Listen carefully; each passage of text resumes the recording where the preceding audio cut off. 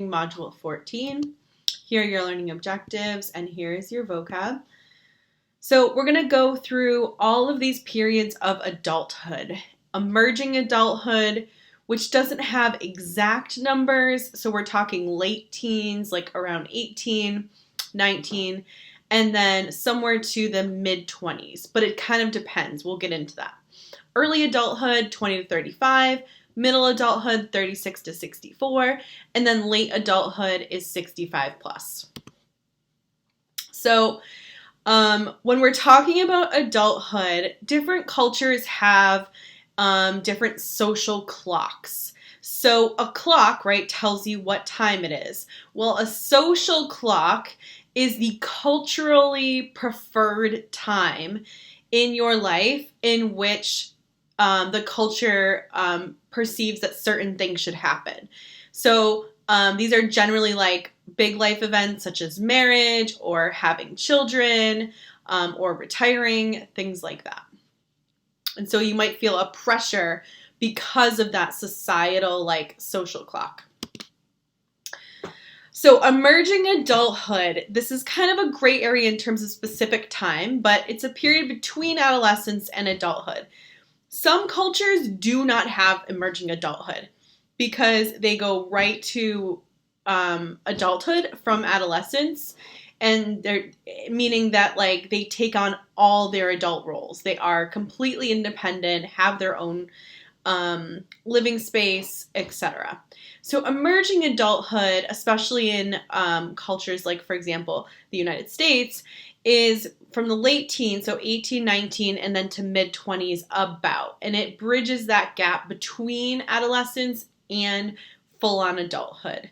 So this is kind of a time that Chris Muncy says, emerging adults are exploring their identity. They are more unstable because they're kind of focusing on themselves, not in a bad way, but in a way that allows them to kind of figure out where they want to be, what they want to do, who they want to surround themselves. So it's that exploration concept, but applying to figuring out themselves.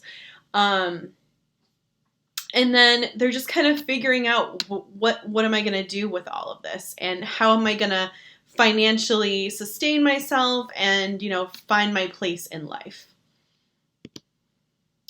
Middle adulthood is 36 to 64, and depending on your culture, you can kind of become more prominent in your culture, more respected, or less. In the U.S. culture, we tend to focus on being on youth, and we focus on praising that. In other cultures, elders in the community are more respected, so you'd be gaining respect.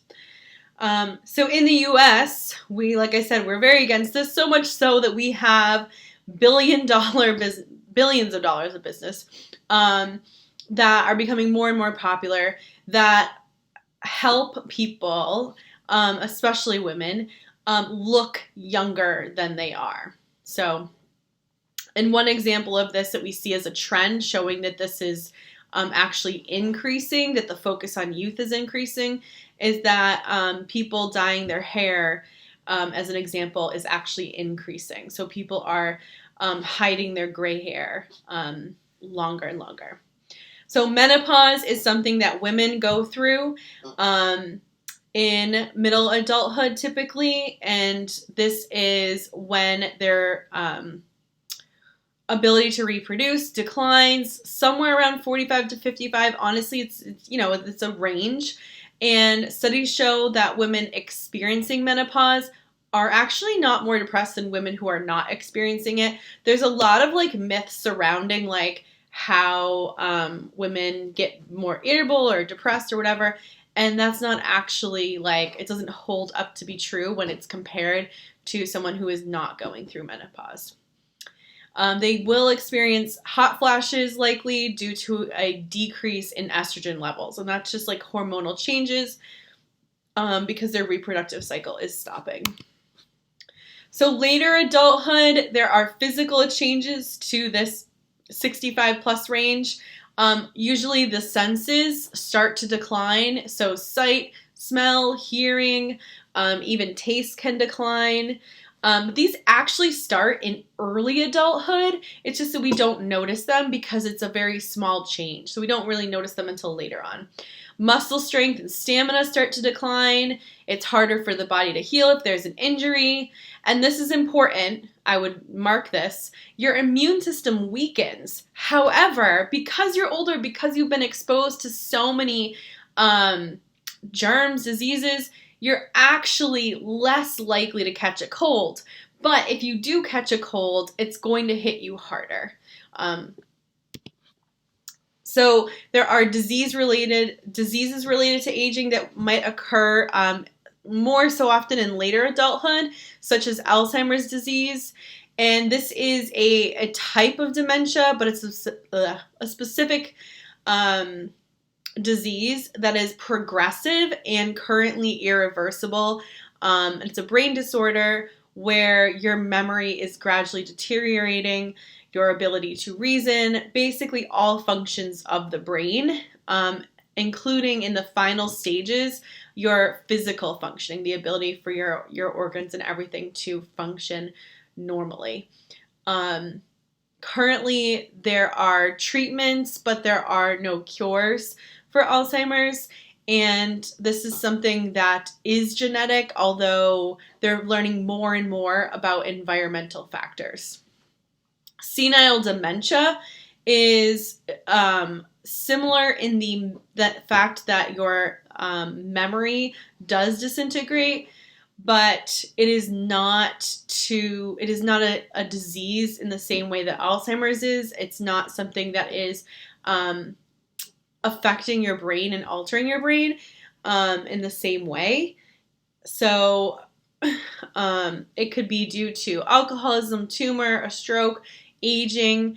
And so, like I said, Alzheimer's is under the branch of dementia, but it's its own separate thing that research is still working and figuring out what exactly is causing it and how to cure it, and especially how to prevent it.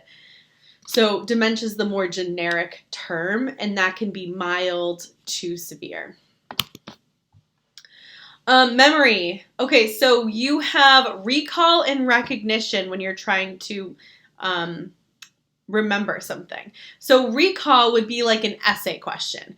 Like, here's my question, tell me everything you know about aging. And you would just write it all out. You'd have no cues.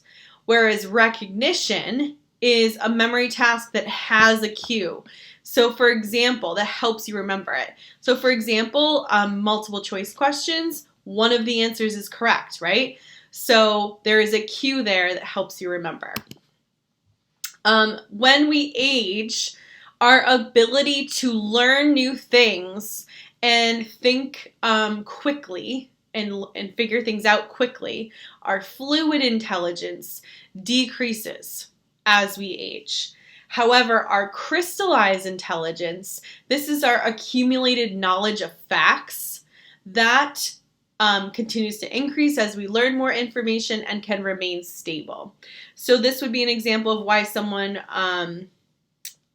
even without dementia, but especially with dementia, might remember things better that are just hard facts, but like teaching them how to do something new, such as play a new video game, even someone without dementia. So the older you are, the harder it is to learn those new things, to pick up those new things.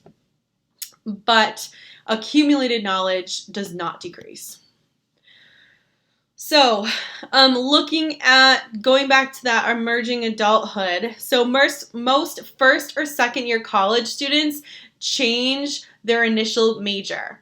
And you can see over here, like the percentage of people in this study in 2011, 2012 that changed their major more than one time even, or two times. They often don't know what they're going to actually be working on. Even if they think they know what career they'll be in, it's not often accurate. And then it is often for them to change their careers, most often.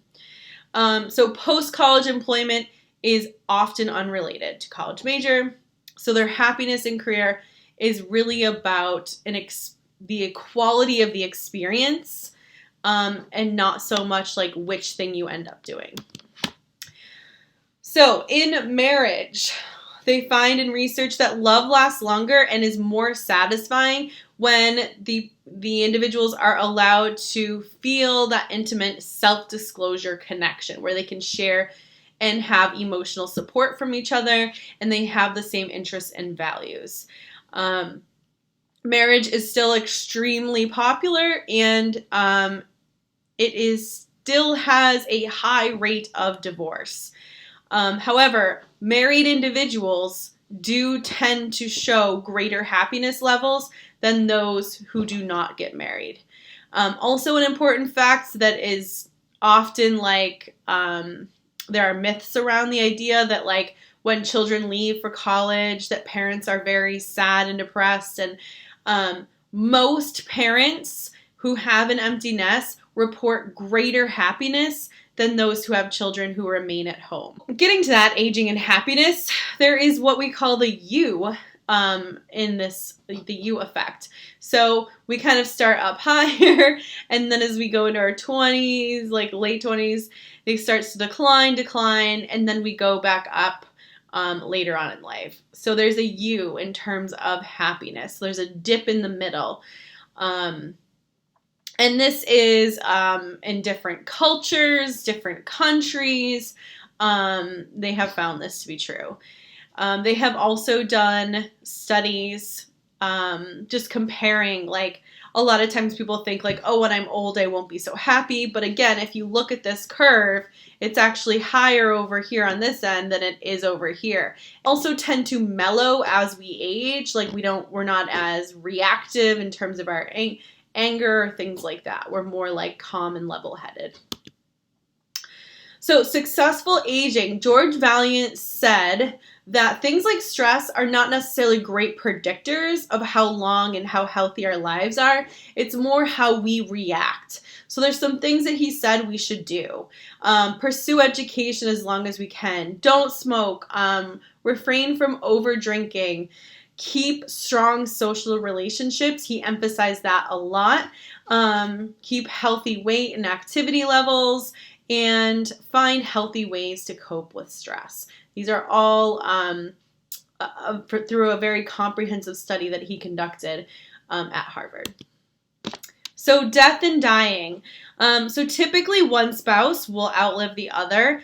Women who are married to a man are 5 times more likely to outlive that partner. When the death is sudden and unexpected, the grief can be particularly more difficult and last years. Reactions to death can vary by culture. There are some cultures that are kind of encouraged not to display any emotion. There are other cultures, such as some Muslim cultures, who are expected to have outward expressions of emotions, both men and women. So that really depends based on culture. There is a myth that if you just have a very immediate and intense reaction to grief, that you will be able to get over it quicker. People say they're not coping, they're not expressing. Everyone deals with death and dying differently. And just because someone isn't reacting enough for you doesn't mean that they are going to struggle later on.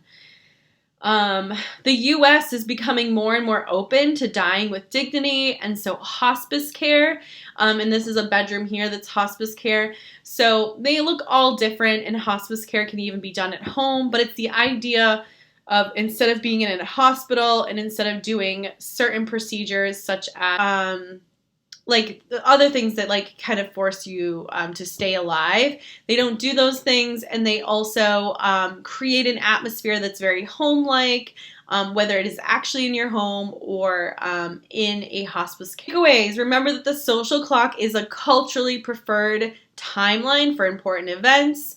Emerging adulthood is an expanding thing, especially in countries like the United States, and especially in in the most recent times, it just seems to continue the longer people live at home with their parents. Recognition versus recall. Remember, recognition is faster. Crystalized is the one that it maintains with us, and fluid decreases as we age.